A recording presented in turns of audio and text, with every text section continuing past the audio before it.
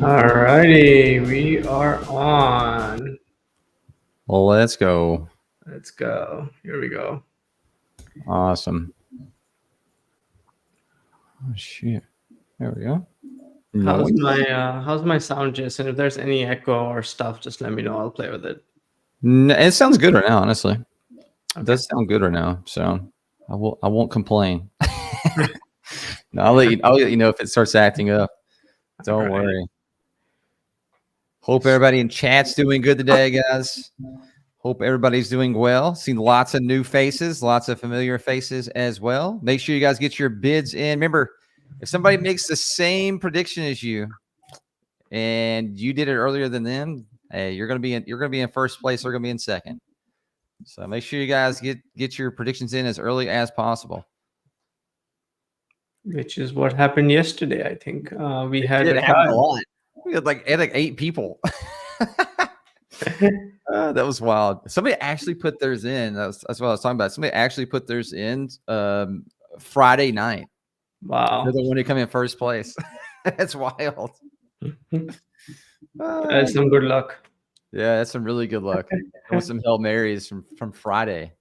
Holding the whole weekend. And coming in first place. I mean, shoot. That's probably about the best that's been done so far, honestly. That's a long time stock price move. Lextron is asking if it broadcasts anywhere besides your website. Yes, this is on Twitter, on YouTube. But Stonks is the best place to see it, just because you're going to have chat on Twitter. You're not going to have chat. True. And you can make your prediction easily too through there. And hopefully your work hasn't blocked our website, so that could be even something better too. You never know, because a lot of people's workplaces, like they block like the YouTube everything, so it's hard to get in. Whereas maybe we're not blocked yet, so you can hurry up, get in, mute the sound, and then make your predictions quietly, but nobody noticing. No, you're good, Lextron. You're good. What's up, Ollie? Hope you're doing well. See you in the chat, my man. Yo, what is up? Hi. See Eddie.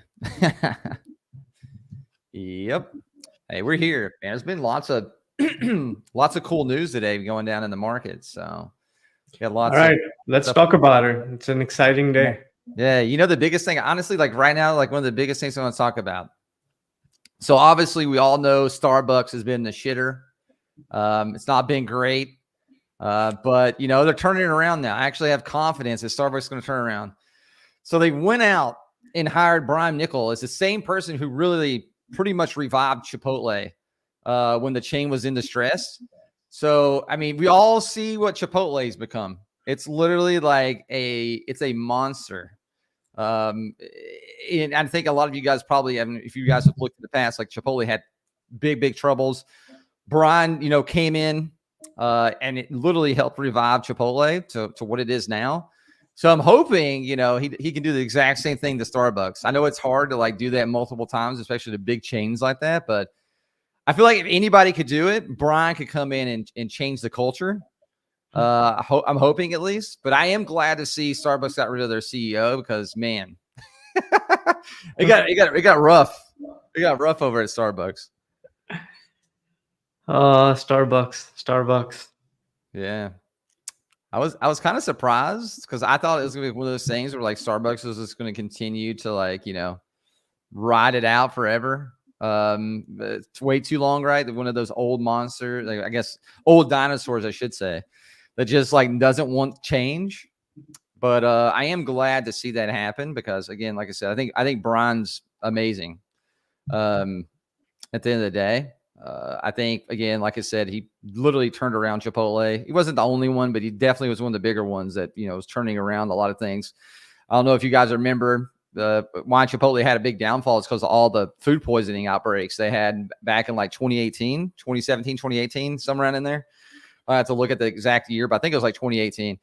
But there was like, I don't know, over 1,000 people they got, I think got like super sick and hospitalized It was a lot. And like obviously Chipotle, like, had a big downturn. They brought in, Brian and a few other people, and it turned things around. So I honestly do think if like anybody has a chance of coming in and changing the culture at Starbucks, I feel like Brian could definitely do it.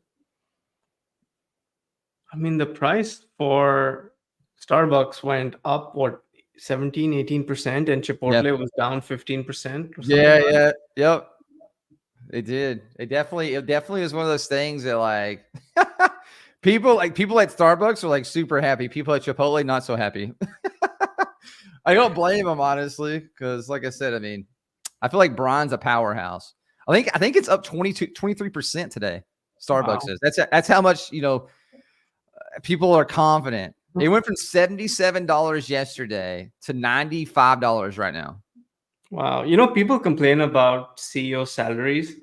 Like, Yeah. this is a very like mathematical way to, like, the market is saying the CEO is worth X dollars. And in this Oh, case, 100%. whatever 20% of Starbucks valuation is, that's what the Yep. market is saying. Now, whether they're right or wrong, I don't know. I don't care. Yeah, But your Chipotle will definitely recover yeah, 100%. Mac, I agree with you. Like Chipotle's only down like 5% today, or like 4.5 actually. So it'll definitely recover. okay, it has, because I think in the morning when I woke up, it was down much more than that. So Yeah, it's been up on today. If you look at yeah, today, like it's steadily came up. It had a low of 48, and right now Mhm. it's 52 pretty much. So, Got it.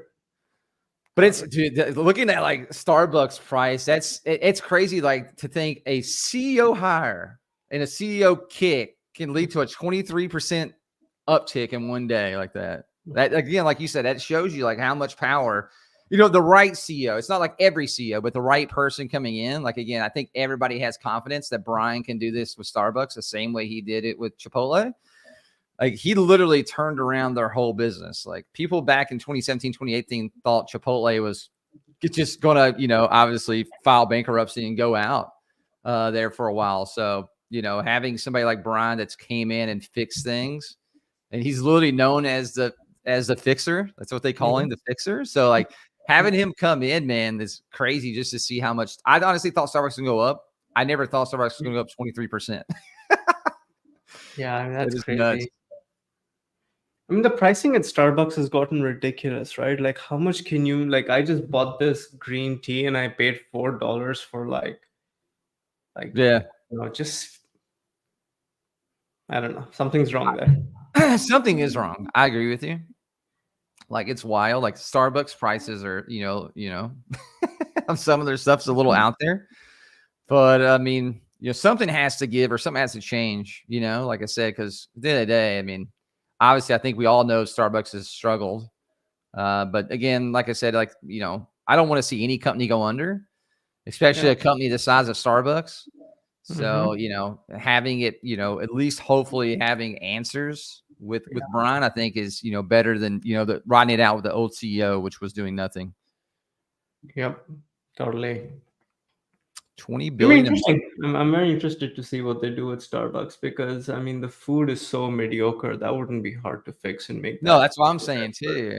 I agree with you. I think like hopefully he can come in and like fix a lot of those things too, because the food at Starbucks is really bad. Like I said, I'd rather go to like Dunkin' and get food than I would at Starbucks. It says something. I'm not the biggest Dunkin' fan, but I'd much rather get food at Dunkin' than there. Yeah. In chat we have a guy called Mean Dude says time report after close, not true TME report. Okay.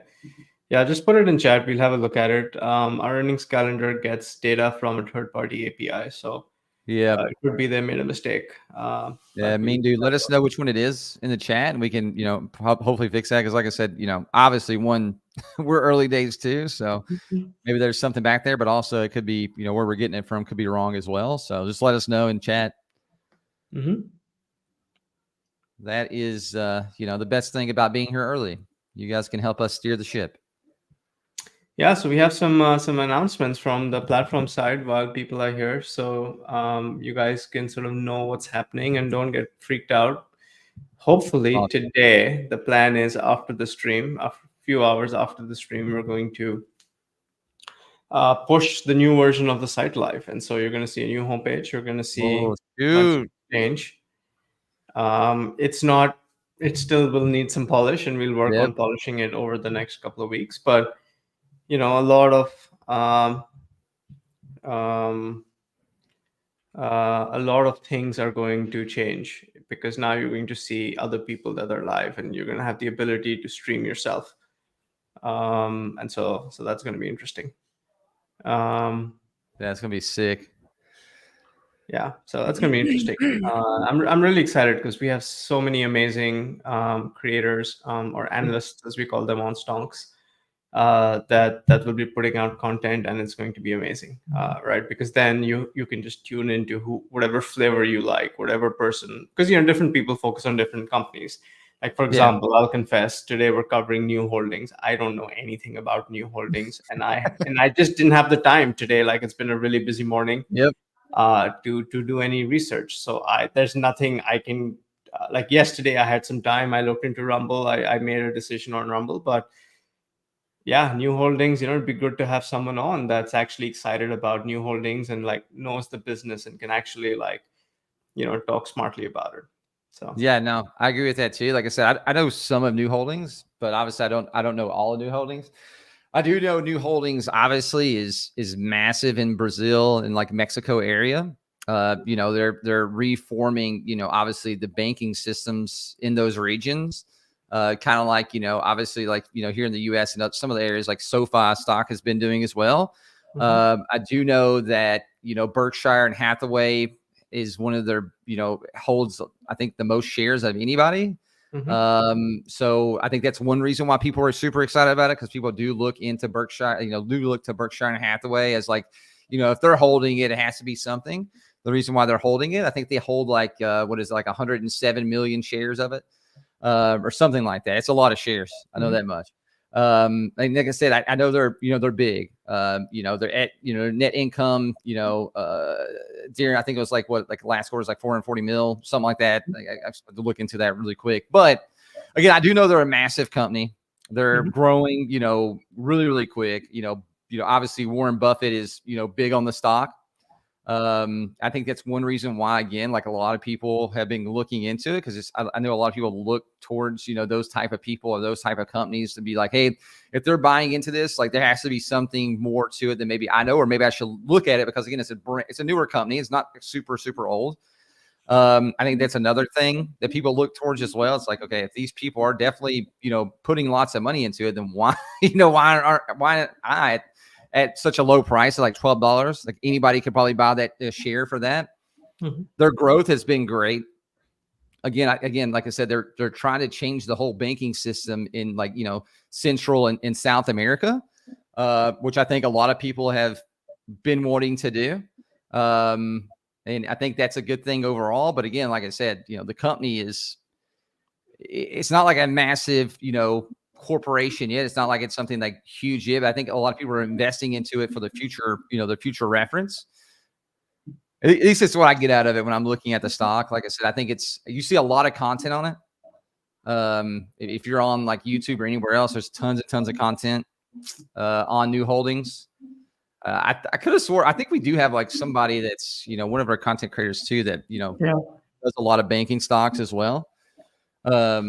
So I know he'd probably really big up on it as well. But like I said, I do Mhm. know overall, like people are super excited about this stock. People I talking mean, about it a it's lot. not an expensive stock for like how fast it's growing. It's 48p trailing, 31p forward. Yep. For this kind of growth stock, it is not. Yeah, I don't know. It's not crazy.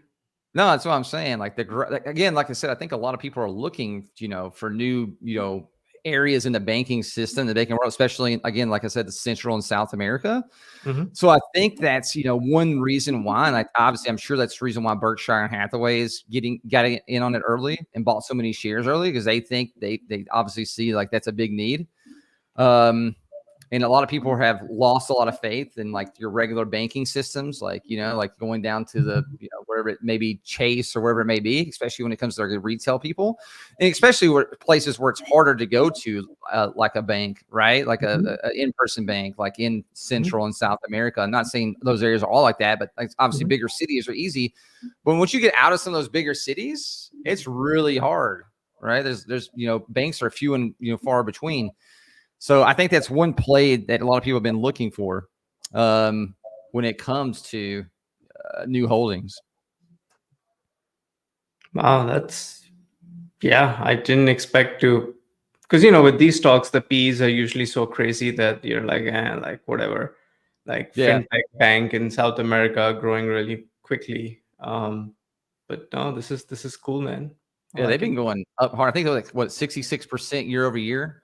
I think it was like in the first 3 months of the year. I think they were up like 66%. Like I said, when it comes to like net incomes, like that's been going up pretty quick as well. Again, like I said, I think we continue seeing this stock grow and grow and grow over the next few years, and I think that's one reason why people are trying to get in on it early. I know some people say like they don't know why the stock hasn't went up more. But again, I think the reason why it hasn't is because, like I said, they're proving what they can do now. I think eventually the stock does go up, quite a bit more. Again, not financial advice for me, because again, I like SoFi, right? And it obviously like SoFi is not the exact same thing, but they are trying to revolutionize that whole area of banking, kind of like New Holdings doing in South and Central America. And I like that. I like things that are moving forward and not in a backward motion, right? So anything that like speaks towards the future of banking, I think, a lot of people want to get on early, and there's companies that, really have a goal and they can hit those goals and they've been achieving them, fairly quickly. And I think that's what gets people excited. And that's honestly probably why, somebody like Berkshire and Hathaway has bought so many shares. Love it. It's yeah, I wish I had more time to research this today, but I haven't. No, you're good. You're good. But it's a compelling story. I think it was one of our content creators. This was one of his top holdings, right? In recommendation, it was Yeah. this, SoFi and Yeah. PayPal. I remember those were his top three. Yeah. He was talking about, it was when we were talking about, it was the day we did, I think it was SoFi earnings, or was it maybe PayPal? I don't know which one it was. But it was one of the earnings. Like obviously he hopped on because like all he covers is, banking, like pretty much bank stocks, which I think is fascinating in its own self. But it is cool. Like you have like this niche that you just cover. It's all you cover. And like he knows them like in and out. So I think it's cool. But yeah, New was like his favorite stock out of all of the banking stocks right now. Yeah, it's really funny. I'm watching chat and we have this guy called Mean Dude who really seems to have woken up on the wrong side of the bed and is complaining about everything. Dude. Yeah, no, dude. He's like super mad, bro. He's mad that there are people predicting things in chat. He's like, wait a minute. Dude, chill the fuck out, man. Chill. It's just a game, bro. Chill. So mad. It's like, yo, we're giving away money for free. You act like you literally paid us $1,000 to give you money. Yeah. Like, calm down. Like, man. Turns out he's actually like wrong about a bunch of these things too. Like, dude, go check your sources. Yeah, literally. Like, you got to calm, man. You got to calm down. Like maybe you're looking at it. That's what I'm thinking. I think he's looking at his sources wrong. That's probably what the issue is. And now he's probably wrong. But man, you just got to calm down. Like, like if your blood pressure is that high over something maybe being off just a tad bit when you paid nothing to even join, like maybe you should go to the doctor and get some medicine. Like, honestly, or maybe drink a beer or two. Yeah, so maybe I think public markets may not be for you, man. This might be too stressful. Yeah. Anyways, we have an exciting announcement today. So we have a CEO joining us. Oh, we have some comments. Let's cover this. I think you all should interview YouTubers, Boss Blunts, AMC Bigums. All right. I'll look into them for sure. Then I got you, MC. I got you. Yeah, man. So that's why you mad.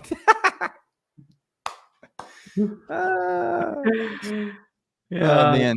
Yeah. So today's super exciting. We have Blake Janover joining us. He is actually the CEO, founder CEO of a publicly listed company that does Yeah. commercial loans and insurance. It's a small cap company, but he was watching the live stream and he pinged us and he wanted to be on. So it's going to be Yeah. our first interview for a public company CEO, and he's going to join us at here in about 10 minutes. Yeah. It's gonna be So sick. yeah, Yeah. The very and for first one. that you can ask him whatever you want. Yeah. Where and they actually reported earnings this morning, so they don't have earnings calls there. I think they're too small. They don't do earnings Yeah. calls, but they published earnings this morning.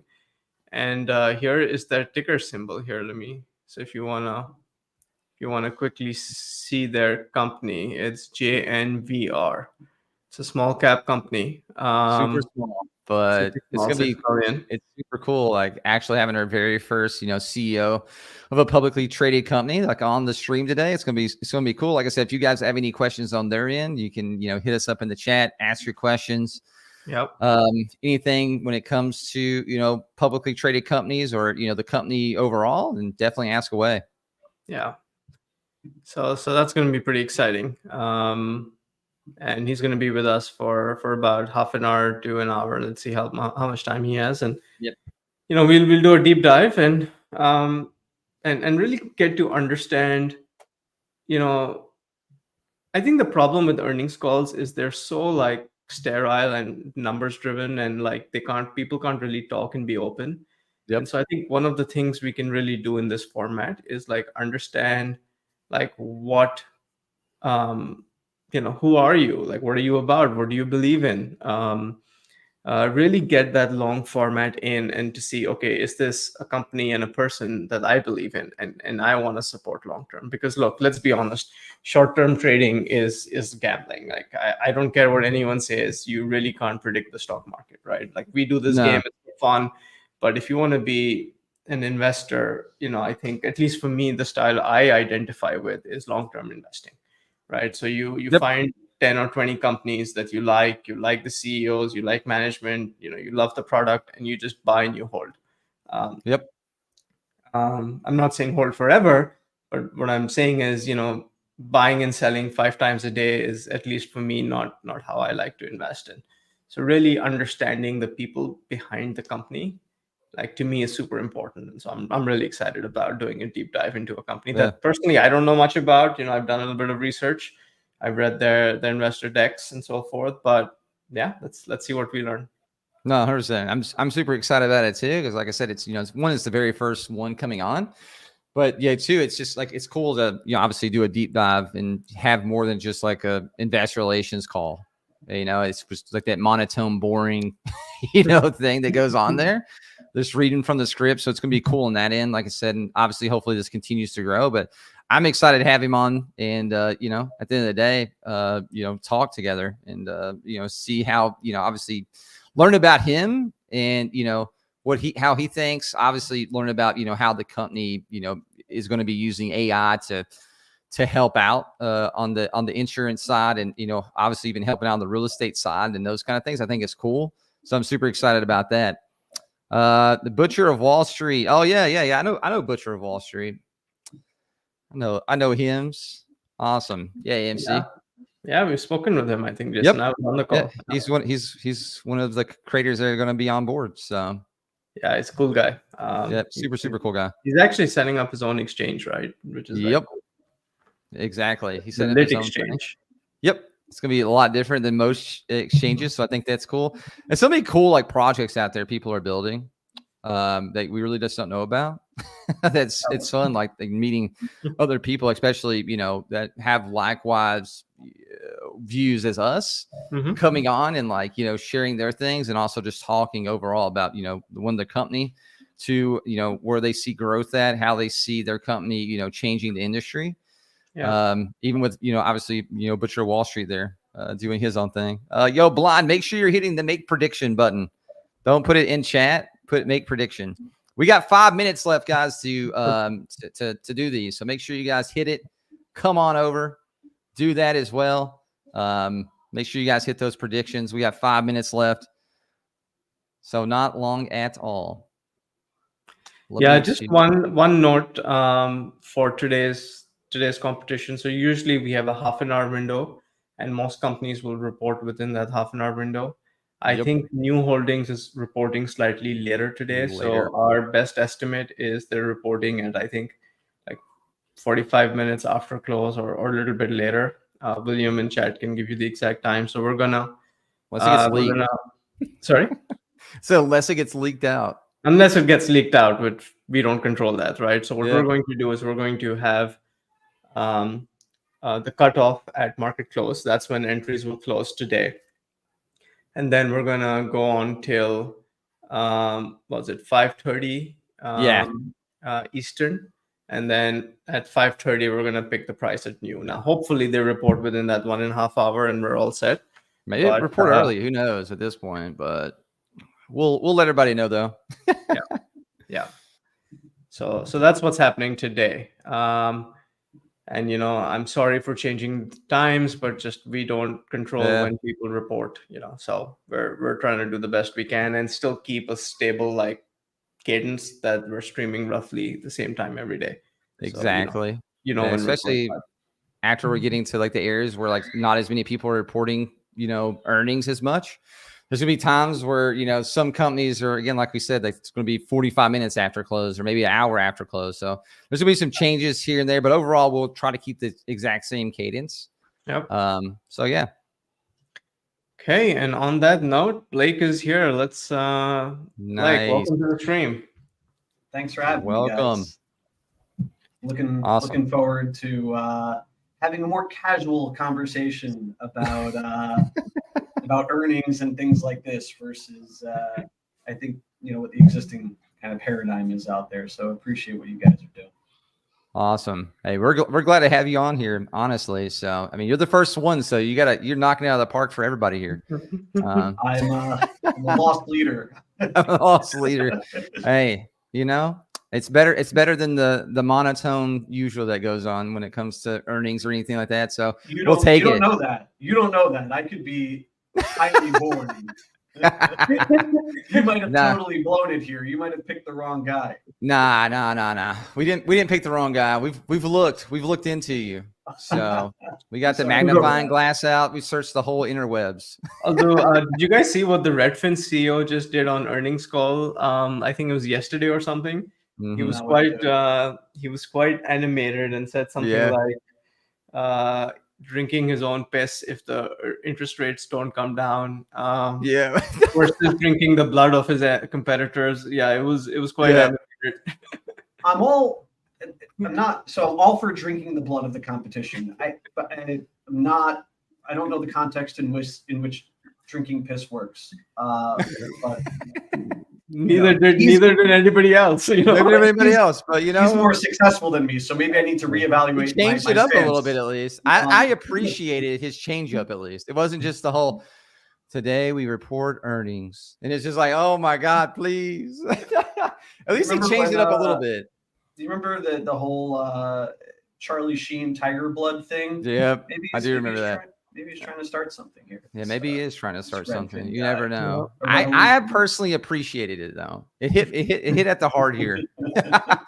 As somebody who thinks Redfin can do better things, like obviously I think we all know like those kind of stocks are going to do well once prices in terms of interest rates come down.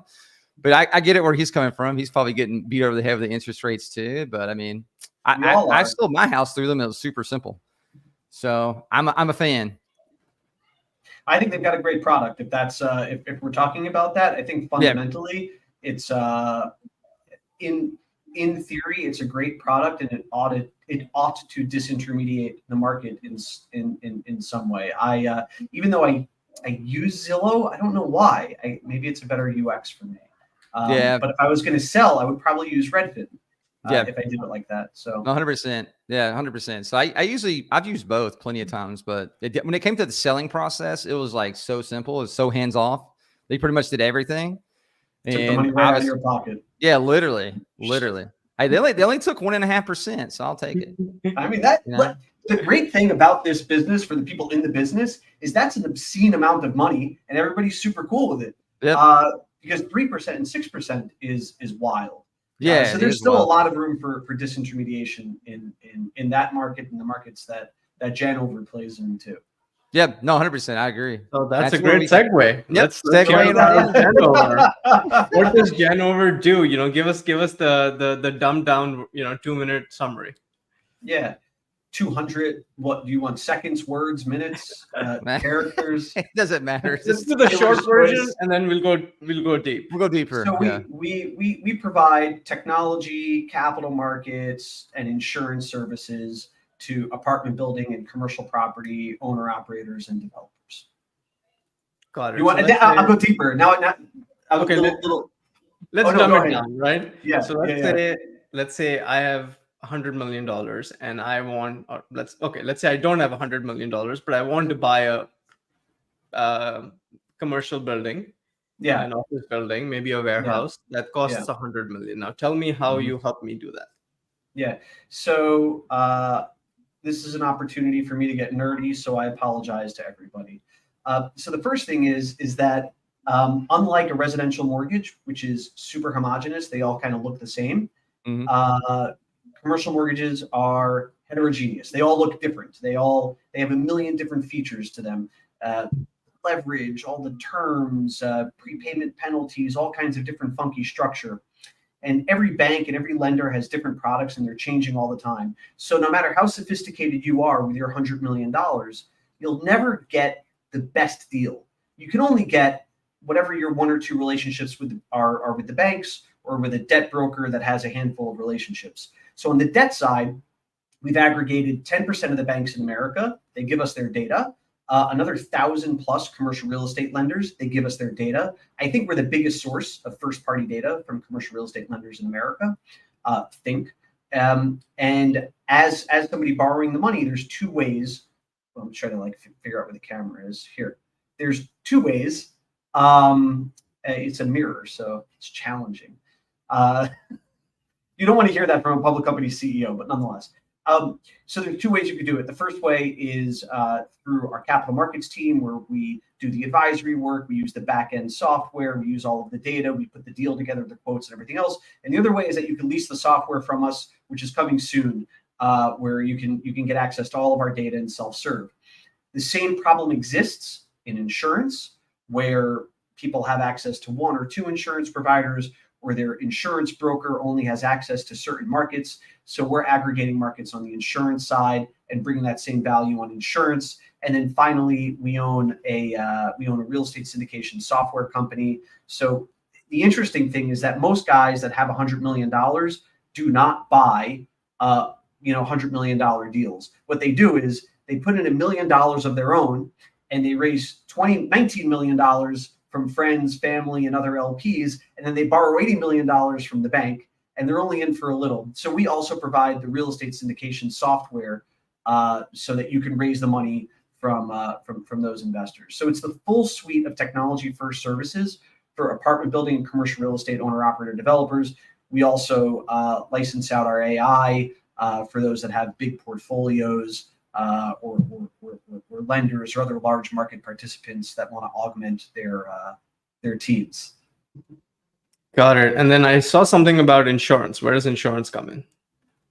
Well, I mentioned it, but it was so boring that you missed it. So insurance is one of the other products we offer. So essentially, there's not just approximately a gazillion insurance companies out there that provide insurance, but there's also MGAs and all these different mediums through which to get insurance. So again, you're never going to get the best insurance policy. Insurance is super expensive for large buildings and large projects. Just going to the guy you've always gone to, or going to one company, right? Like, Zurich, whatever. There's so many different options out there. So we're aggregating all the options through an online platform. Got it. Are you excited? Should I talk about should I talk about drinking blood? Will that bring? will that bring the energy back into the room? No. So I just went through the commercial insurance process for getting insurance for stonks because we just moved into a new office, and part of the lease agreement was you have to have like this type of insurance and blah blah blah. Mhm. And so yeah, I just went through that process. And you're right, like I didn't really give much thought to who the broker was, who the company was. I was like, just get this done, like get me out of here as soon as possible, you know. So it's interesting to me, which is if you have a commercial property, the value is based off of the net income on the property. So it's everything's the current value of future cash flows, including New Bank and all these other companies. Mhm. So the insurance that you have on the property eats in the cost of the premium, eats into your net operating income, and the net operating income is what drives the value to your property. So every dollar has an exponential impact almost on the aggregate value of the property. So like I think we did an insurance deal last month. It was they had like a $350,000 policy, and we got it down to like $300,000. But that $50,000 might have been worth $500,000 of value in their business, which is exciting to somebody nerdy like me. No, I think that's exciting to anybody. So you're the original founder CEO, right? Talk us through Yeah. like why did you start the company? When was the company started? You know, what were the early days like? Tough. Before this company, I'd had a lot of ups and downs, and had some big successes and some massive failures. And I kind of thought I would never do a company again. And I moved back to Miami about a decade ago, give or take, to raise money as a GP, as like one of the as somebody that would be my client now, our customer now, to build this like $50 million apartment building. And I had to get all the debt and the equity. And I thought there should be a better way. And I built these informational websites, and people started calling, and then we started building the software. And before you knew it, we had a company. And the truth was that I really didn't want to do it. My wife pushed me. My sister pushed me. They're like, stop being a wimp. They used other words. Man up, do it. And that helped. So I was solving a problem that I had, and I knew there was a better way to do it. Early days, I mean, first me by myself out of my apartment, and then everybody out of their apartments. And then up until 2 years ago, we were in probably 700 square feet with maybe 10 of us and one bathroom, people working, one guy working in a closet, very, very serious about cost. Somebody asked me about the furniture in my office today. They're like, is it nice? And I was like, it's like Amazon as close to used as possible. The lowest grade Formica money can buy. So that hasn't changed. And, in past businesses, I'd used a lot of leverage. And in this case, we wanted to use equity, and we kind of built for going public from the beginning. And our stock price has gotten its ass kicked over the last year. I think a function of, our core business is in commercial real estate, but we don't make loans. We don't have a balance sheet, so we're not lenders, but it's in commercial real estate, banking, fintech, SaaS. They all became 4-letter words, and we're a micro cap or a small cap or whatever you want to call it. So that part, wasn't super fun, but net positive experience, and we're building great stuff. I think we're building the future of financial services for multifamily and commercial property owners. Mm-hmm. And when did you start the company? How long ago was it? 2019. Got it. Right before COVID, which was. Yeah, that's a great time to start. Commercial. There were so many nightmares where there was like 60 days of cash left, 90 days left. There in the beginning, I was just using my credit card and running it. So So given your wife encouraged you to start the company, how was she dealing with these? Because women usually don't deal with this stuff as they like certainty and predictability. You know, they do, but my wife, I don't know if they do. Let me not like get caught like putting anybody in a box. It's however they identify. And uh, I'll say it. I'll go on with them and say. so no, so my wife is a total baller. So first off, she's from Russia. She's as tough as could be. Born and raised in Moscow. She's super smart. She has a degree in economics and banking. She was a former professional athlete or semi-professional, whatever it is, in acrobatics and gymnastics. She's just like. I remember in the past, I was like, I think I'm going to sell. And she's like, don't wimp out, dude. Again, didn't use the word wimp, but she's like, man up. And I'm like, oh, we've got kids. I got to manage the risk. She's like, go make $1 billion. Stop crying.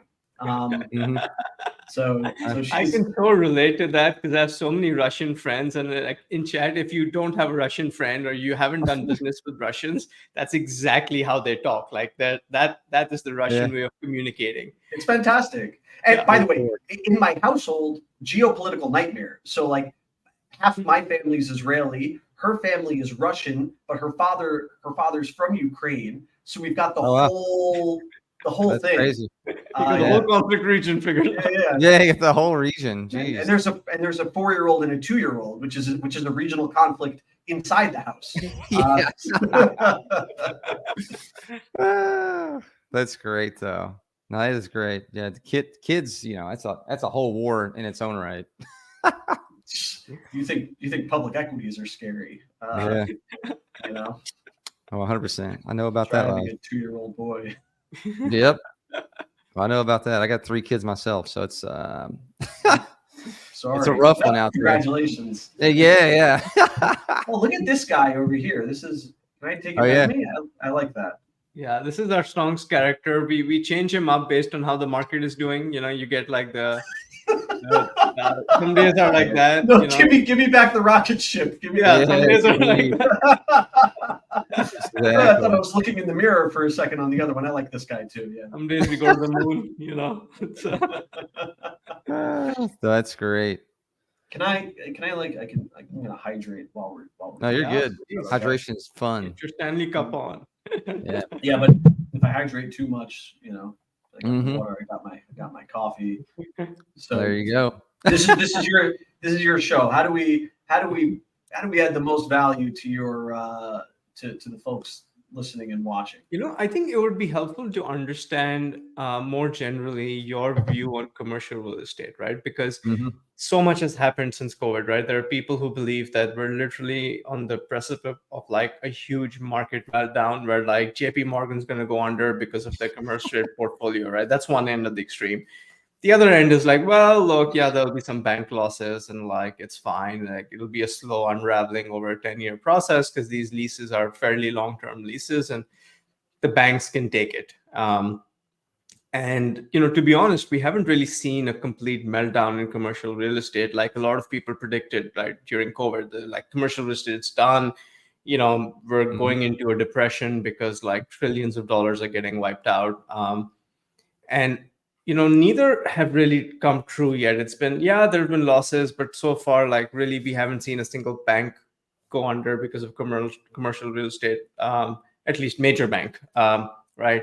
And so I'd love to hear your view on commercial real estate in general and, where you think this is going. Yeah. So you can imagine, okay, so first off, you can imagine I have a lot to say on the subject. So you guys can pretty much take a nap and come back in 20 minutes. So there's a lot to unpack there. First thing I want to do is I want to unpack the value of commercial real estate from our company, because ultimately, as we build the guts for the industry and transition to subscription and recurring, we're significantly less sensitive to these short-term fluctuations of interest rates. So talking about commercial real estate, I'd like to say that commercial real estate means generally office, retail, industrial, storage, hospitality, multifamily. Multifamily means senior housing, military housing, everything else. So when you said it hasn't melted down, like nothing extreme has happened. Some parts have totally melted down and collapsed. Others haven't. And and I think what everybody doesn't really has missed is giving the Fed credit for managing the situation unbelievably, backstopping the banks unbelievably so. Because otherwise, every single bank in this country is upside down. And I say that almost with no exaggeration, because commercial mortgages are fixed income securities, and most of them are long-term fixed income securities. And as interest rates have gone up, the value of those securities have gone down, and that like tiny amount of equity that every bank has kind of like evaporated. But the Fed's backstopped them. So stepping back into commercial, I don't know what's going to happen in office. It's all really complex in the capacity that I just made a post the other day where I was like, well, if there's a recession, you would think that it's going to damage office because companies will have to fire employees, but maybe it'll bring more bargaining power back to employers so that they could force employees back to office, because employees in office are more productive, whether or not anybody wants to hear it. Yeah. And employers do generally prefer it. So maybe it brings bargaining power back there, but it could just destroy more jobs. It's a pretty complex web. Hospitality, nobody expected it to get as hot as it did. It went from like 0 to 100, and that was obviously a function of inflation. There's operational risk in there. Multifamily supply is going to be a little constrained now, but nobody's built in the last 24 months. So in like 24, 36 months from now, there's going to be a supply problem. Parts of multifamily have gotten totally destroyed. The CLO business wrecked, like 10% defaults, insanity. But the rest of the stuff, super sound, because loans were made on stabilized properties from the last 5 and 10 years. So there's this vintage of 2021, 2022 product where people bought it, levered up, said rates are going to go down, and they're going to get whacked. And a lot of that's sitting in CLOs. A lot of commercial real estate is down in value from the peak by like 50%. That's devastating, but they haven't realized the losses. So it's like in your Robinhood account. I don't know, if you don't sell, is the loss there? So I remember hearing retail's going away, right? You remember that, like when Amazon came out, retail's gone. Retail was okay. COVID, retail's gone. Retail's okay. So now office is gone. I don't know. I think it's all going to get repriced. Obviously, B office and C office in urban centers is, going to get its ass kicked. It depends where interest rates go. And I think where interest rates go depend on like things we can't control, like geopolitics and how people feel about things, which is the Fed's job. The Fed's job is to control the feelings of like a billion people. Yeah. Tough job. Sorry, I meandered a little bit there, but no. So do you think there's a world in which we see like these losses get realized, like in the next 12 to 24 months for some of these banks, and suddenly they're like, well, we're kind of upside down here? No, I think well, it depends on interest rates. So if interest rates persist high and higher, then yes. But everybody's holding on as tight as they can right now, because if interest rates come in and the 10-year Treasury comes in, because the 10-year Treasury is what drives it. It's not short-term interest rates. It's how the 10-year reacts to it. So if 10-year Treasury yields come in, cap rates will come in, and values will improve, and there'll be some normalcy return to the market, except for in office, because there's a stigma, right, where people don't want to lend and people don't want to invest. It's like there's this emotional element. So it's hard to say what's going to happen there. But banks have been extending and pretending, and they've been encouraged to do so. Take a little more equity, kick the can. Don't do what you did in 2008. Don't do that. And they don't have to do it because they have a financial backstop from the Fed. I think it's primarily on their held to maturity assets. So I don't think so, but maybe. Because I went through 2 bank failures last year, right, with First Republic and Silicon Valley Bank, both of which I was a customer of, and I remember how stressful that was. Because wasn't sure if they were going to backstop it fully. It was like maybe, maybe not, but they ended up doing it through the buyout. Those are unique situations because both of those banks, it wasn't the fact that they were upside down that killed them. It was how people felt about it. And then because of the tight network, Silicon Valley network, it's how fast people were able to react. And because of WhatsApp and everything else, it was just a fucking implosion. I don't even know what else to call it. Which wouldn't have been possible at that scale, at that speed, 5-10 years ago. But it was a loss in confidence. And everybody yanking money as fast as they could. It was reasonable. Bank runs are, I agree with it too. Like bank runs were, wild at that point. Like we see multiple banks go down because anytime anybody got like super scared, like it just started the bank run, and people can get money out so easily now that you don't have to. A lot of times you don't have to go down to the bank and get your money out. You can swiftly just transfer it. And nowadays, you can tell your friends so easily now too.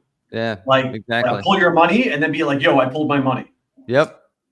Yeah, I mean, I was in these WhatsApp groups with a bunch of other tech founders, and the moment someone was like, "Hey, man, First Republic is going under," like literally within 24 hours, everyone had put their money, and that was large sums of money. Yeah, large sums. I heard JP Morgan's doing a God bless Jamie Dimon. He's like the GOAT. But I heard JP Morgan is doing a terrible job with the transition. Like I've heard that a lot of First Republic customers are not happy with. No, I'm one of them. Yeah. Good old Chase. JP. I pulled my money out of JP probably about the same time you put it in. Literally. By the way, before you guys started, when you meant, or maybe it was recently, you mentioned like if JP Morgan can fail. Like there's no world where JP Morgan can fail. JP Morgan is as important as Fannie Mae or Freddie Mac. They'll get back so quick. There's no way they would let them fail anyway. So that would definitely never happen. And like we've seen other banks. I don't know if you ever heard of Yoda Bank before, or Yoda, whatever it was. Yoda Savings, like Yoda Savings, whatever. It's like some like weird bank where like they use Evolve Bank to like actually holds the money, but now like the money's like stuck because they're having like some fight. So like nobody can get their money out now, which is kind of crazy. I think I'm an LP in Yoda. Yeah. I'm sorry. Yeah, that's going to zero, I think. Unfortunately, that's a wild one. It's going right. Yeah, I mean the concept was interesting, right? Because they had this like lottery system where instead of giving your interest, they would just turn the interest into tickets and then just do like lottery games. So there's a lot of tickets. You guys are selling tickets now too. No. Well, we're not selling tickets. We're free. It's free. It is completely free. Big distinction for legal reasons. Exactly. My bad. Sorry. No. They're just bigger. They're bigger just watching this. Exactly. I think their biggest like thing though is they had like 2 other banks holding the money. They didn't have the money, obviously. So now those 2 banks are fighting over who actually had the money. So Yoda can't get the money now because they're in dispute. So that's the reason why people can't pull their money out. And people have been stuck with no answers for like, most of the year now because you can't get your money out of it. Because the 2 banks can't decide like who actually had the money or if Yoda actually took the money and gave it to them. Yeah. That was a big concern. Like some people had, and it kind of went to the wayside. And now so many people are out of money. They can't get out of the bank anymore. It's just sitting there in somebody's bank that who knows that disputes ever going to get cleared, right? Or how it would get cleared. So I think that's like sad in general, but some of these like weird online experiments are like, you're putting money there and it's an experiment. I know it says they're FDIC insured, but are they really FDIC insured? I don't know. Well, listen, BaaS has come under a lot of banking as a service has come under a lot of regulatory pressure recently, but there's a lot of really big success stories, right? Like Mercury, Brex. There's another one that's similar to Brex. It's with an R or V. Like they're great. There's some great one there. I think Chime is also a neobank. Like when I say neobank, I mean like a bank that's totally reliant on BaaS services. Like fundamentally, the idea is super sound.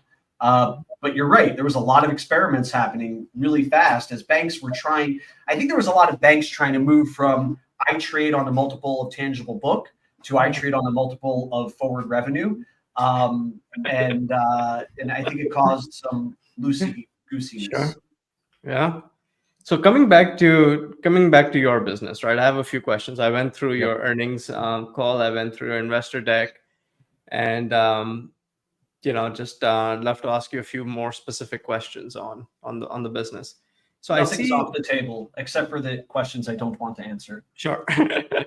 And yeah, these are not forward-looking statements, right? So these are we're just talking about the business in general terms. So I see you mentioned that 20% of the revenue is coming from subscriptions, and that's really highlighted in your earnings report that dropped this morning, right? It was like on the first line there. So walk us through, what does this mean? Like, what is this coming from? What is the product that's generating subscription revenue, and sort of why is this important for the business going forward? Thank you. I want to talk about that. Yeah. All right. Subscriptions. We love those. By the way, so everybody knows, if it's not obvious, this is not scripted at all. So no, this is not scripted. Yeah, nope.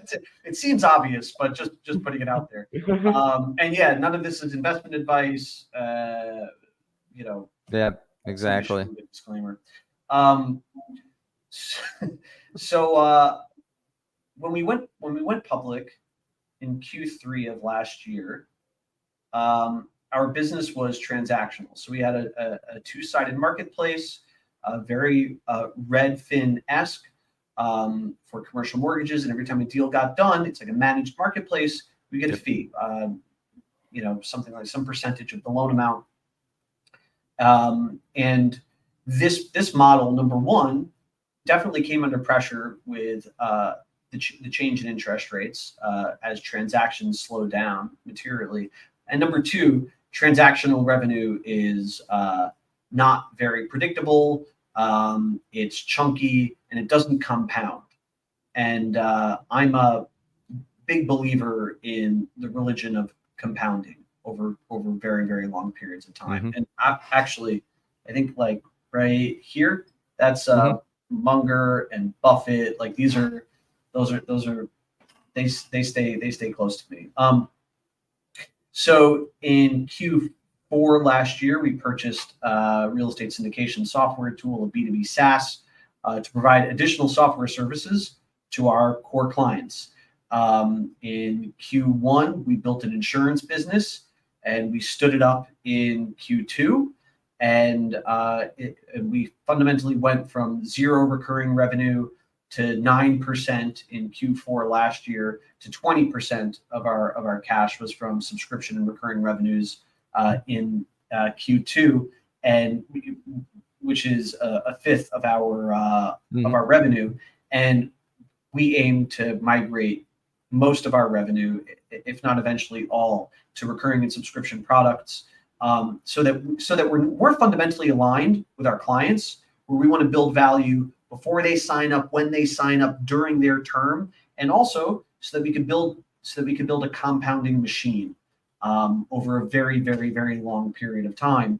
And I say that as an owner of approximately 50% of all of the common stock of the company. So yeah, this migration to subscription and recurring revenue is not just important to me as a shareholder and to the company and its future as a compounder, but also to the value we drive to our customers. It builds deeper and deeper alignment with our core users. Awesome. Yeah, I'm somebody who's very, very particular, especially when it comes to like companies that have subscription bases that continue. Because again, at that point, you're looking at the subscriptions, like usually that subscription continues to go or even grows. So it is good to see a company that, obviously focuses on the subscription-based model to obviously to get maybe eventually even to almost 100% of your revenue. I think that's amazing. Yeah, I think it's great. So again, it gives a confidence to the consumer as well that money is going to continue to be there. Yeah, and again, it aligns us with building the things that are most valuable for our customers, and we're happy. And it's more valuable revenue from an enterprise value perspective anyway. And speaking of enterprise value, we were cash flow positive in I think 19, 20, and 21, and now like we're on a mission. We're on. Let me choose my words. We aim to get back to cash flow positive as quickly as possible, while migrating to transactional and subscription revenue. Okay. And these things all kind of align with each other. Awesome. So given the various business areas that you have, right, like the subscription product, the commercial, sort of the loan origination, what are you most excited about, and like what do you think is going to be sort of the future of the company? And please only disclose as much as you're comfortable and legally allowed to do so. Yeah. You say that like I know the things that I'm legally allowed to say and not say. We're all figuring it out. I should have. Well, you guys can figure it out. I might have the SEC watching right now. I should have brought my securities counsel on the call with me. Yeah. It's only a little bit funny and scary. So look, some of the things I'm most excited about are things that we're building now that we're going to announce, or that we'll ultimately announce, in hopefully the not too distant future, because it's always that pipeline of product that we're building, and we're building a pipeline of fantastic product. Mm-hmm. I'm really excited about our ability to license out our AI and what it does. But I'm going to answer the question a little bit differently. The thing I'm most excited about is building this complete platform, this complete solution for multifamily, commercial property, and ultimately small business owners, where we become like the CBRE or the JLL of technology first services for the modern enterprising apartment building owner, commercial property owner, small business owner. And I think we're building that, and it's going to be a function of homegrown product and M&A. And I'm so excited I could jump out of my seat. Awesome. Got it. Understood. So like an all-in-one kind of solution where, all the jigsaw pieces that you have been building for the last 5 years kind of come together and create a transformer. That's awesome. Yes. Optimus Prime. Optimus Prime for commercial property owners and ultimately for small business owners. And it's not about trying to do too many things. It's about moving from providing a single widget to being a solution provider, to providing an end-to-end solution, a long-term solution. And I think we can do that. I really do like what you said. Really resonates with me on because most people don't have a personal experience with commercial real estate and all the vendors, right? We know home real estate, and that's a fairly like easy market, right? But I know like friends of mine who I play squash with. One's like a lawyer that does commercial real estate. One's like a guy that does financing for commercial real estate. And it's all a relationship based game. It's like who do they like you, do they trust you, do you play golf with them, right? Because you're right, each deal is different and they're all negotiated differently, and it's not like a standardized platform really where, hey, you're giving me 6%, you're giving me 7, you're giving me 5, I'll go with the 5. Right. And it's all like relationship based driven. So I've seen that personally myself. And it creates a misalignment of incentives, it creates inertia, and it creates massive inefficiencies.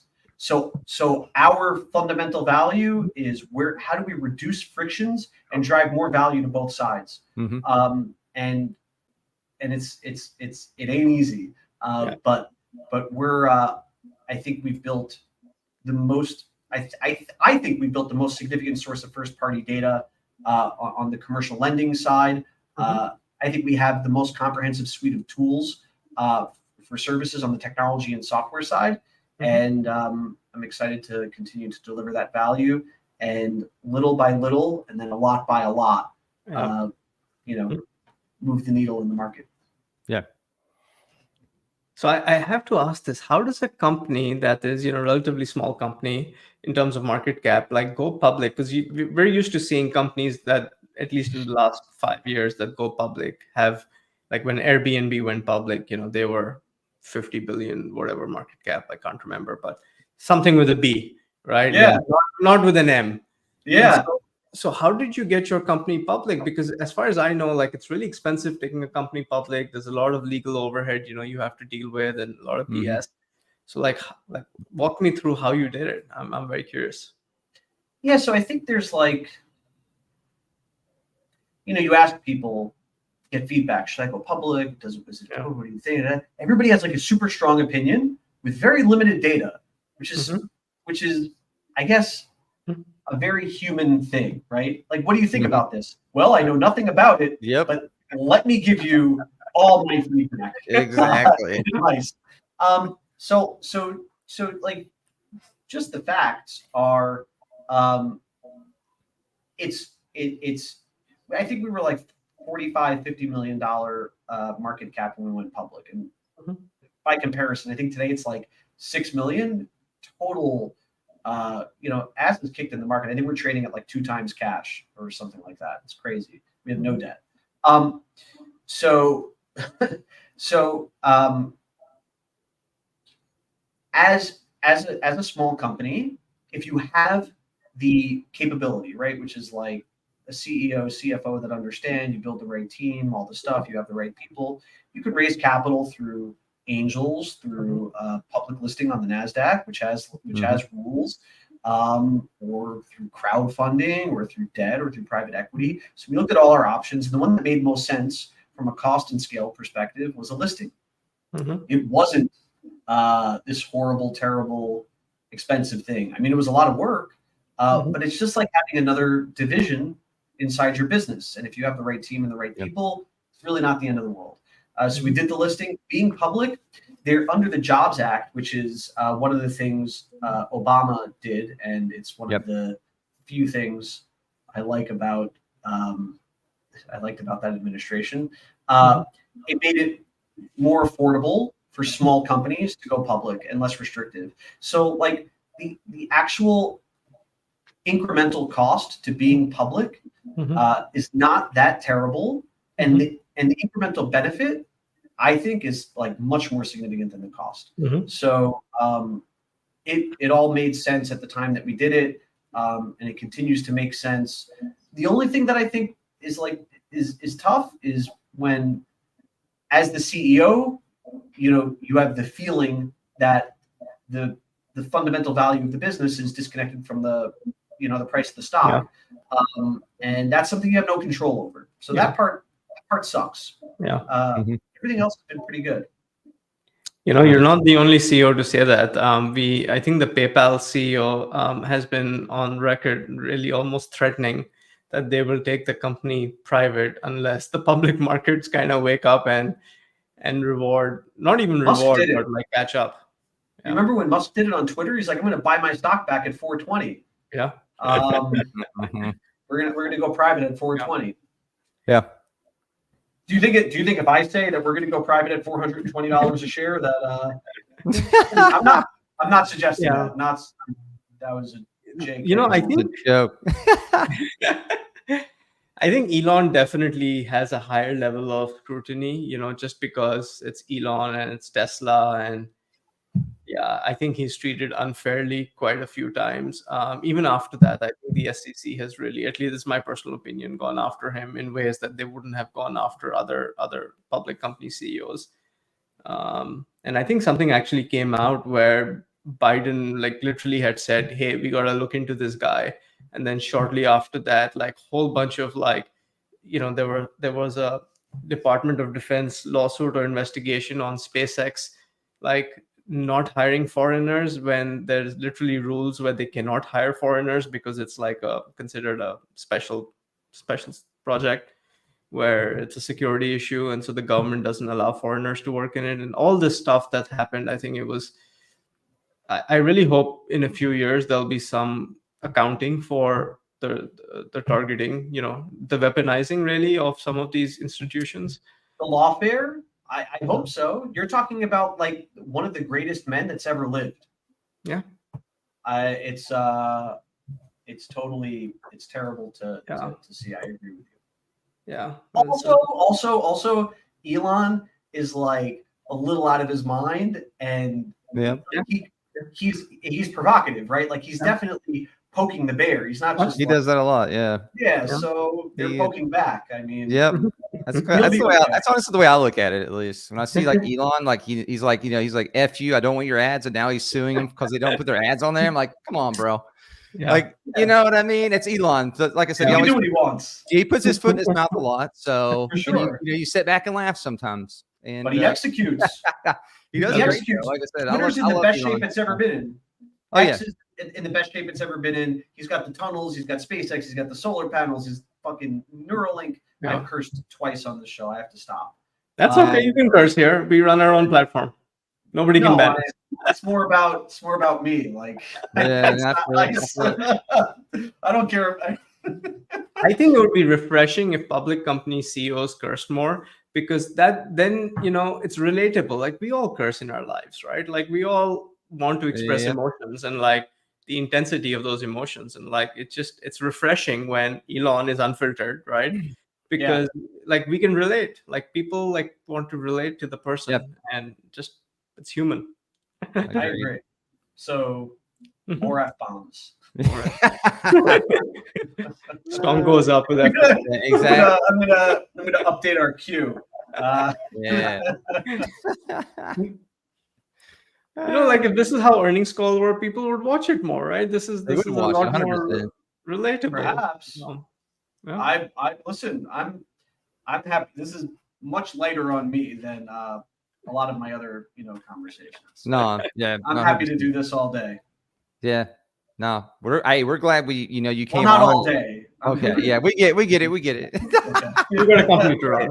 Like I said, we're just happy you came on and gave us time to go over and like learn more about you and the company in a way better light than the usual corporate spew that you get everywhere else. I think that's a big thing for people. They want to see how you are, honestly, one as a CEO, and two, how you're leading the company, how you actually see the company, not through the lens of a corporate spew. So I think a lot of people love to see that.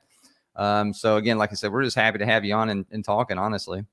Thanks, man. Yeah. Anything you want to add before we end your interview? Yeah. I'll say that personally, I've gotten really lucky. A lot of our employees are absolute killers and they die for the cause. And I ended up with such a talented, hardworking group of people. I feel very much in their debt. I also feel deeply responsible for everybody that owns even one share, which today is like, at the time we're recording this, like 60 cents. I read every email that comes in from every customer, shareholder, or what have you. And if anybody, maybe I could like drop my email and my LinkedIn if anybody wants to get on my radar. Is that okay? Yeah. No, definitely do that. You definitely drop your email. How do people reach you? I think people would love to, that'd be cool to just email Blake. No guarantee for a response, but guarantee I'll read it. Okay. So my email is blake@janover.co, janover.co. You could pull me up on LinkedIn, Blake Janover. I'm playing with Twitter, or X, whatever it is. So I'm on @Blake Janover, but I'm not doing anything there. Maybe you can tag me in something. Maybe I'll do something. And our website's janover.co. Our ticker symbol's JNVR. And that's it. Awesome. Got it. I just put it in chat. Jake at Janover.co. That is it's Blake. Sorry. It's Blake. My bad. Why did I put Jake? Get it together. Hey, you didn't know you're not working today. Okay, there we go. Fixed. Brains are no good.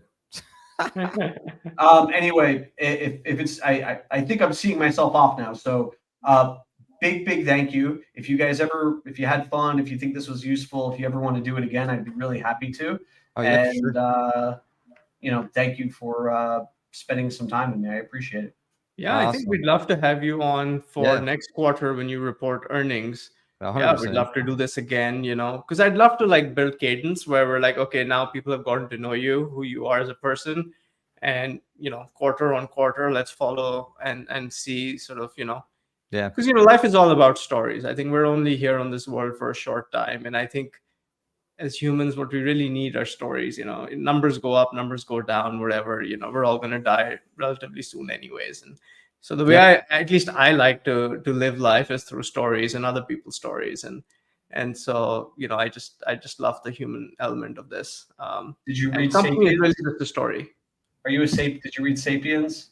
Such a good book. Um, All I about I stories. have read *Sapiens*, yes. Yeah, yeah. Um, That changed my perspective on stories. yeah, because that's how humans. We are hardwired to view the world in terms of stories and experiences, right? We're not Mhm. hardwired for numbers and math, really. Some people are, but Yeah. most people, we communicate and relate to the world around us through stories. Exactly.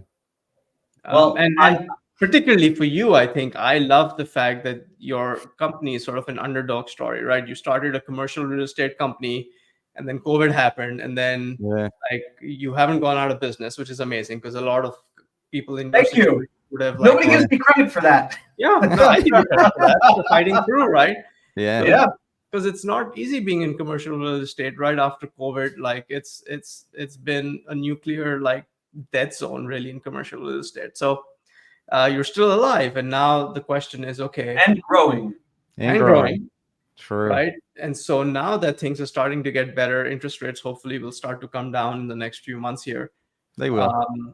Does this catch on fire, and does this like can you 10x from here? Because now suddenly you've been through the worst, you didn't die.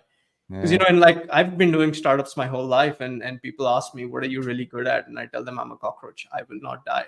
And that's my superpower. And I feel like you've survived the sort of the nuclear fallout here of commercial real estate. And Not dying is the biggest superpower. I think there's this wonderful guy, Luca Delana, who wrote this book, Ergodicity, and it's about how it's not the fastest skier that wins the race. Mhm. It's this fastest skier that survived till that race, that didn't break his leg until that race. So it's all about you have to get there first. Yeah.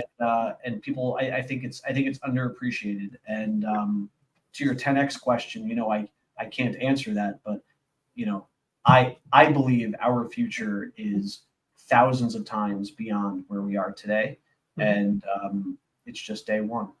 Yeah. Awesome. Well, All right, guys. That's a good way to end it right there. I like that. We're gonna end it. Thank you for having me. I'll see you next Awesome. quarter. It's so great to have you, Yeah. Blake. We appreciate it. thank- See you next time for sure. See ya. Bye, Blake. Okay, so that was awesome. Blake. Not Jake, but Blake. Not Jake from State Farm. Wrong person. Not Jake from State Farm. That's why he was thinking insurance. That's the reason why he said Jake. It's not his fault. Yeah, maybe that's why I thought Jake from State Farm. That's true, actually.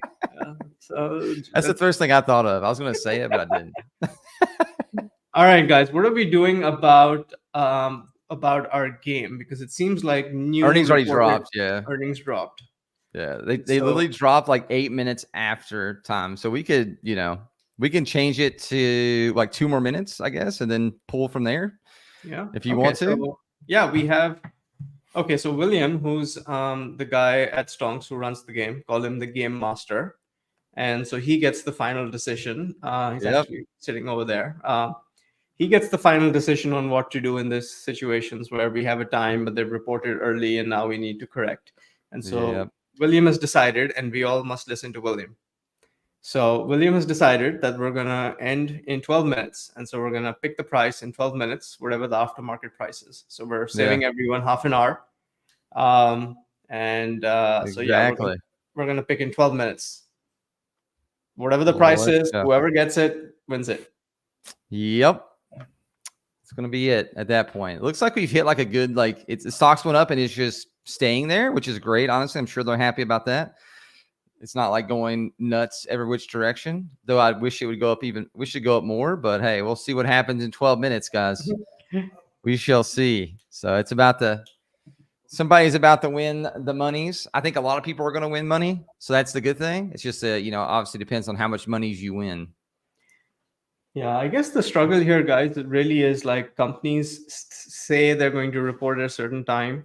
or rather, like there's like lots of different API providers that say a company is going to report at a certain time, and then Yeah. they don't. They report early, they report later. Like it's just they don't stick to the plan, and Yep. very hard from our perspective, who's we're producing a show, to be like we want to do it at the same time every day, and yet like things change. So please bear with us. But yeah, Agreed. we're gonna pick a winner in 10 minutes here. Yep. So you guys will, save 30 minutes because we thought, obviously it wasn't going to drop till even 5 o'clock anyway. Mhm. And then we would obviously have the ups and downs. So it was wait till 5:30. But now we only have to wait till 5, p.m. Eastern, which is good because it's already got put out there. So again, like sometimes, again, the stock says they're going to do one thing, but then it gets released early. That's just how it is. We have no control over that side. We can just base it off what they say they're going to do. And then if it obviously comes out early, we can just, adjust ourselves. So that's what we're doing here, obviously. Oh no, it's going in the wrong direction, is it? Oh, it's going down now. I see, guys. This is what it's all about right here. Hopefully I didn't jinx it. Maybe it'll go back up. You got 10 minutes. Maybe it'll go back up then. You never know. But yeah, like I said, I mean, it's just the way the stock's going to be. It's going to be some ups and downs here and there, and then we'll take it to where we can go. Let's see. Tomorrow we have. I think tomorrow we're doing Cisco. So hopefully you guys are ready for that one. Cisco does drop at 4:05 so Eastern. So that'll be right on par with others on that end at least. Okay, shall we go through their earnings? Since we have 10 let's minutes. do it. We got minutes, so let's do it. Okay, let's go through this. Next so week's. Q2 highlights. 104 million customers. Holy moly, that's huge. They've been growing like steadily, like steady growth. So wow, I mean, look at this growth. This is I like it. Like it.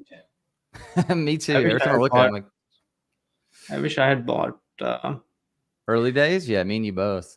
Although, I mean, look at this. From Q1 to Q2, we don't see much of an acceleration. Yeah. Year on year, we see an acceleration, but it seems like it's actually slowing down. Yeah. We'll obviously have to see a little bit more because, like, I don't like to look at 2. I like to look at 3. So I don't want to say, like, obviously, like the next quarter, obviously next quarter they could be,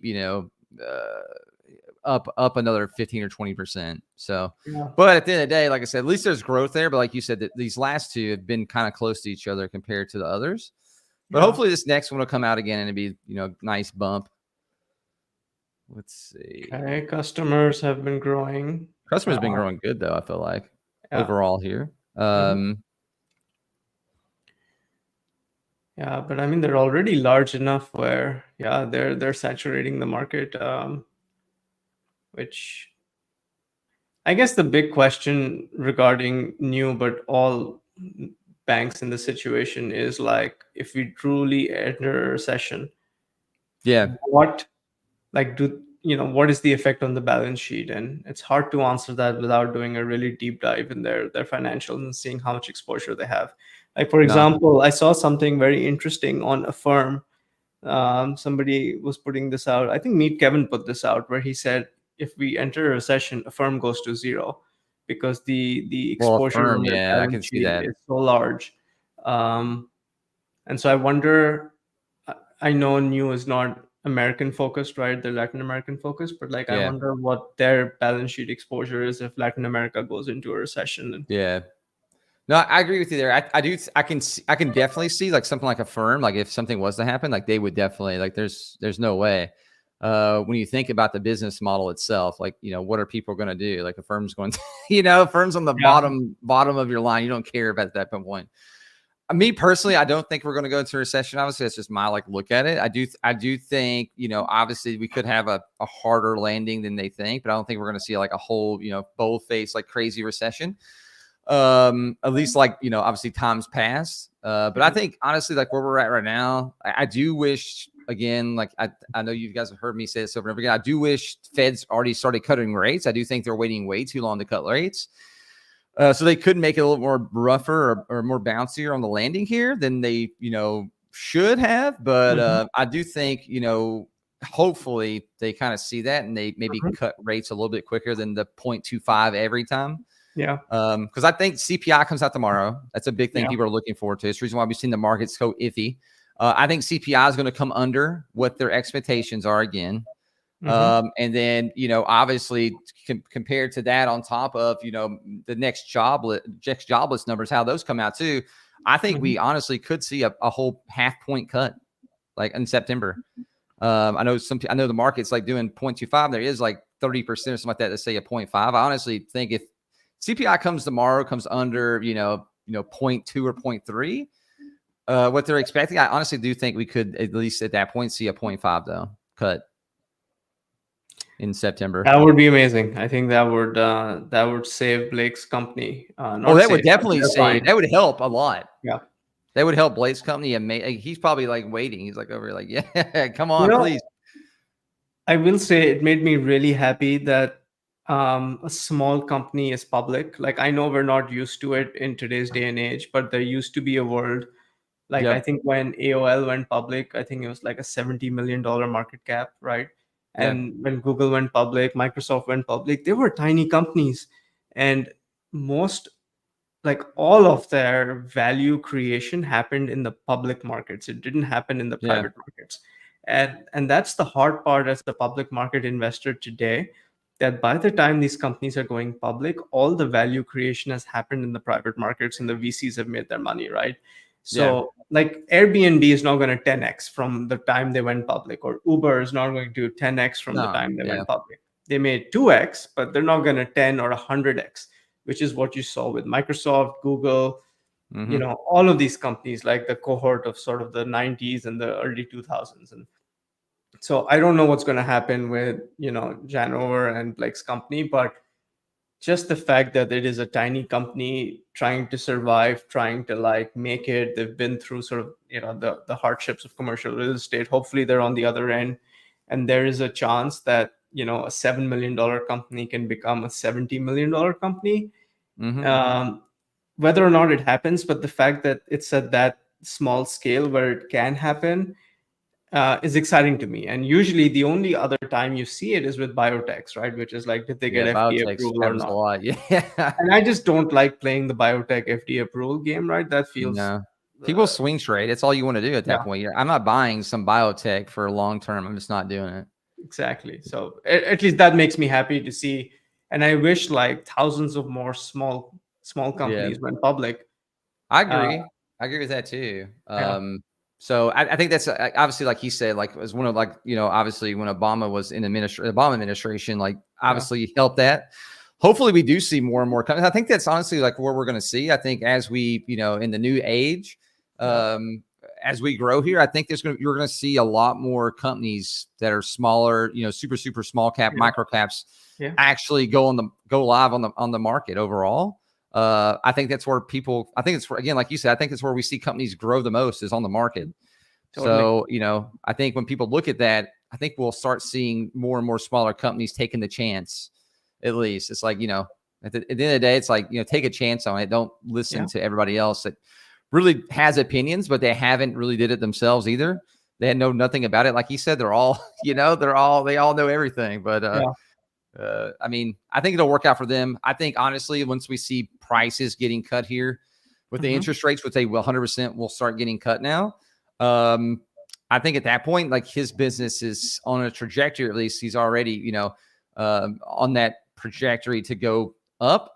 And I think we'll continue to see that because like he said, like, obviously just in the past, year they've been live, they've gotten beat a little bit. And obviously they gotten beat because they're in the, again, even though they're not part or they're not commercial, real estate, they're a part of it in some holes. So I think it kind of brings them down a little bit. I think once we do see his interest rates cut, Hugh will see some upward movement on his side as well. Honestly, this public markets, I know in one of our first episodes, we talked about the public company being probably one of the world's greatest inventions. But look at what's happening here. You have a company, Nubank, which is, has nothing to do with the American market. It's like a Latin American neobank, but they are public on the one of the American stock exchanges, right? I don't know which one it is, NASDAQ. I think it's NASDAQ. Yeah. But so all that value creation is happening in America, even though it has nothing to do with America. Yep. And I think keeping that going is like it's such a huge benefit to this country, because that's where the value creation is happening. It's on an American stock exchange. It's not on a Mexican stock exchange or a Brazilian stock exchange. They choose America Exactly. because that's where the liquidity is. And yeah, that's just makes me happy. That's this is such an unfair advantage the US has over the rest of the world because of the US dollar and sort of Yep. liquidities public markets here. I agree with that. And that's the reason why you Right? see Like the companies world's doing best it. companies are public on American stock exchange, whether they be European companies, Brazilian companies, Chinese companies, Mhm. and it's just incredible. Anyways, I'll shut up. That's No, my no, you're good. You're good. Because, like I said, it's true though. At the end of the day, it's 100% true. I mean, that's the reason why they've have had that chance for growth. They yeah obviously know the American markets where to get into, yeah whether they're in a different country or not. Obviously, people are going to go there and buy and lift the company up too. So again, like I said, it gives chances to everybody, just like New here that's in Central and South America, but they're yeah listed here on the NASDAQ. yeah I think it's awesome to see. Hopefully that continues, right? I think that will continue in terms of hmm seeing more and more companies take that chance and take that leap. But yeah, obviously like seeing somebody like New, obviously grow here, pretty much, month, I guess quarter over quarter, year over year, and seeing success in the American markets. yeah Hey, I think we'll see more and more do that. yeah. All right, we're Oh, calculating winners. Let's go. calculation.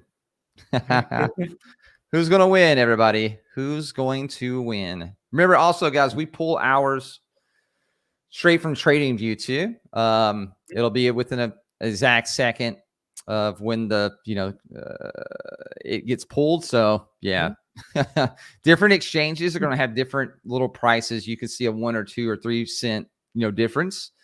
So yeah, but we pull ours straight from the source of TradingView. Yeah.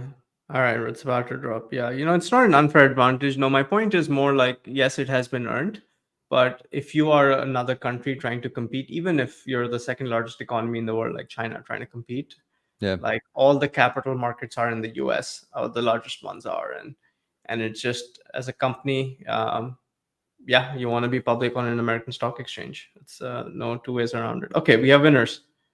We We have have them. winners. Let's go. It's going to take a second to load all the way up, but we're getting there. Yep. I want a nothing. I won nothing. So there you You go, guys. Yo, Manatee coming in at first place with $125.53. Mario, where's Luigi? With $63.03.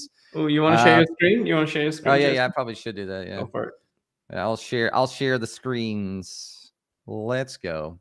It's good to see new winners. Like I feel like almost every day we've had new top threes. Yeah. And then even like in the top 10s, we've had a lot of new winners too. That's really good to see. There's been obviously some people that are people that's winning a lot all the time, but they're here all the time too, and they're stacking up tickets. So, but yeah, Manatee coming in first place there, Mario in second place, 3 Pedal with $38 in third place, CJ in the fourth place at 25, Mr. Devi with fifth with $18.03. See Toller Parker with 15.53 and 6, Manatee again in seventh with 13.03. Jeff Beans in eighth with $10.53. Vet here, Yvette at ninth place with $8, and in 10th place, let's see, I'm gonna probably mess this name up, but Sati, I think it's it, with $5.53 in 10th place. And obviously, there's a lot of winners down through here too, because Manatee won a lot. I see Manatee in here a ton. Manatee was stacking tickets. Jeez. Manatee, how many times did you win? You came in first place and then like at least a good other like 7 or 8 winnings. So you were 2 cents away, Adams. No. That's always the bummer. Yeah, I was a little bit away too, but I did like higher bets. Let's see. In the money, I'll take it. Yo, nice. Trust fund, baby. Still love the name though. It's good. It's a good name. Yo, Fusion, top 29 yesterday, top 24 today, making some progress. Let's go, man. Heck yeah. Hey, it's all about the progress. I got a dollar or two. LOL, $13.35. Hey, if I can find $13.35 on the ground, I'm picking it up real quick. So free money is free money. Make sure you guys, if you guys didn't know, make sure you guys are sharing your referral links. Every time somebody signs up with your referral link, you get 5 extra tickets. You could literally get like at least a good 10 tickets by tomorrow. Getting 2 people signing up with your referral link, get you 10 extra tickets for tomorrow. Tomorrow's stock is Cisco, by the way, too. Cisco, they report earnings 5 minutes after close. So we're going to go with Cisco. And then on Thursday, we have Applied Materials. 2 really, really good companies, big companies, obviously, but good companies too, that have a lot to do in the market space, especially with Applied Materials on the battery for EVs and those kind of things as well. So yeah, those are the 2 next stocks that we're covering tomorrow. Cisco, Thursday, Applied Materials, and then probably Friday is going to be a crypto day. So that's the process of this week. We have a lot to talk about tomorrow though, because there's quite a bit of companies that, report tomorrow too. So we'll talk about other companies as well that are in there. But the main stock that we'll be, obviously guessing on and doing predictions on is going to be Cisco. How is Cisco still a $200 billion company? I'm going to be honest with you. I don't know. Every time I look at it, I'm like, how the hell are they so big still? But they are. They're just still chugging along here.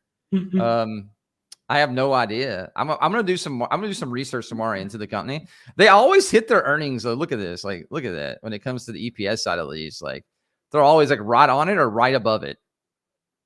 Like there's like hardly any red. They had like 2 reds on revenue. But outside of that, I feel like that's why they just chug along and like always hit like what they say they're gonna do. And people are like, all right, well, this is a stock I'm just not getting rid of. So it just keeps its value. That's the only thing I can think of. Nice. Wow. 14 billion in revenue. Yeah. Oh, they're even 10x revenue. Wow. That's a huge multiple for Cisco. Yeah. Like I said, I think overall is, people are, it's one of those stocks that people are they're like, yeah, they just continue to do their thing. And, people, it's like one of those stocks where people just buy into and they're like, I'm just going to hold it. Yeah. Not doing nothing else with it. All right, shall we call it quits on the stream? I think it's been a great stream. Yeah, it's been a great stream. It's been a long stream. It's been great though. We appreciate everybody coming out. Now, obviously, you guys that hang out and watch Blake. I think we'll start seeing more of those. Or CEOs are coming on to the stream. We'll do some obviously walkthroughs and ask them lots of questions. We'll involve you guys as well. We'll have content creators on, asking questions too. So there's a lot of stuff happening. If you want to go a quick rundown, Murdy, real quick about the site changing from maybe people that weren't here when you talked about that, I think that'd be a good thing to end on.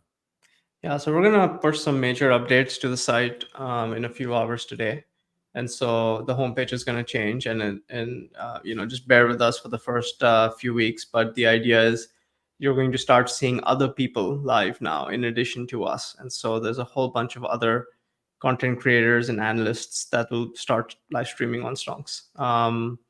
And it's going to be really exciting. And, we'll still continue to do our game. So we're still going to give out $1,000 every single day, Monday to Friday. But you can see some other content as well. It's going to be awesome. I can't wait to see the site filled up with content creators that are coming on and, creating their own content. You guys, creating communities within the community. That's going to be super sick. Obviously that's something for me, at least gets me like excited. It's seeing like other people's communities growing and like them having their own ecosystem within the bigger environment of ecosystem that we have. Yeah. So yeah, you guys are going to start having all kinds of stuff on here in terms of content that's related to the financial markets. So yeah, like I said, if you guys are interested in those type of things and taking in content, or if you guys have, your favorite content creator on YouTube or wherever it may be, they could be on here soon too. So. Cool, sweet. And on that note, we will see you tomorrow, same time, 3:30 Eastern, 12:30 Pacific, and we predict Cisco. Yep. Awesome. We'll see everybody tomorrow. Bye, everybody. Cheers.